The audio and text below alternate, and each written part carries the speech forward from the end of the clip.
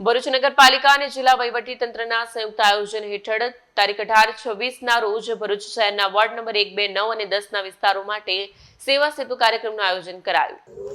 ભરૂચ નગરપાલિકા અને જિલ્લા વહીવટીતંત્રના સંયુક્ત આયોજન હેઠળ સેવા સેતુ કાર્યક્રમનું આયોજન કરવામાં આવ્યું।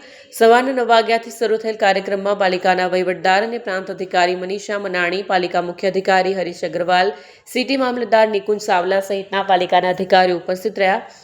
આ સેવા સેતુ કાર્યક્રમ સાંજના 5 વાગ્યા સુધી ચાલશે, જેમાં મોટી સંખ્યામાં નાગરિકો હાજરી આપી। આ સેવા સેતુ કાર્યક્રમનો મુખ્ય હેતુ નાગરિકોને સરકારી સેવાઓ એક જ સ્થળે સરળતાથી ઉપલબ્ધ કરાવવાનો રહ્યો। કાર્યક્રમ દરમિયાન આવક જાતિ, ક્રિમેલિયર અને ડોમિસાઇલ દાખલા, રાશન કાર્ડ સંબંધિત અરજીઓ, આધાર કાર્ડ સહિત વિવિધ મહત્વપૂર્ણ સેવાઓ સ્થળ પર જ પૂરી પાડવામાં આવી।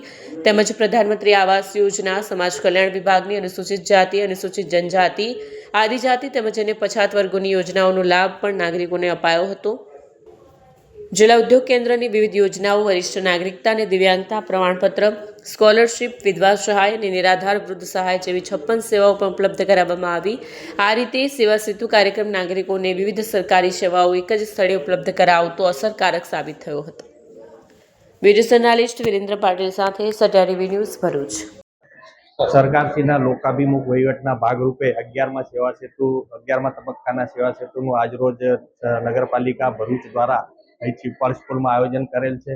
શહેરી વિસ્તારની અંદર તમામ વોર્ડને આવરી લે એ રીતે 2 સેવા સેતુનું આયોજન કરવાનું હતું, જે પૈકી 10 તારીખે અલગ વોર્ડનું સેવા સેતુ કરવામાં આવેલ હતું અને આજ રોજ અહીં વોર્ડ નંબર 1, 2, 9 અને 10ને આવરી લેતો સેવા સેતુનું કાર્યક્રમનું આયોજન કરવામાં આવેલ છે। સરકારશ્રીના જુદા જુદા વિભાગોની સેવાઓ એક જ જગ્યાએ મળી રહે એ પ્રકારનું આયોજન અહીં કરવામાં આવેલ છે। સવારે 9:30 કલાકથી સેવા સેતુનું કાર્યક્રમ ચાલુ કરવામાં આવેલ છે અને એમાં મોટી સંખ્યામાં અહીં અરજદારો એનો લાભ લઈ રહેલ છે।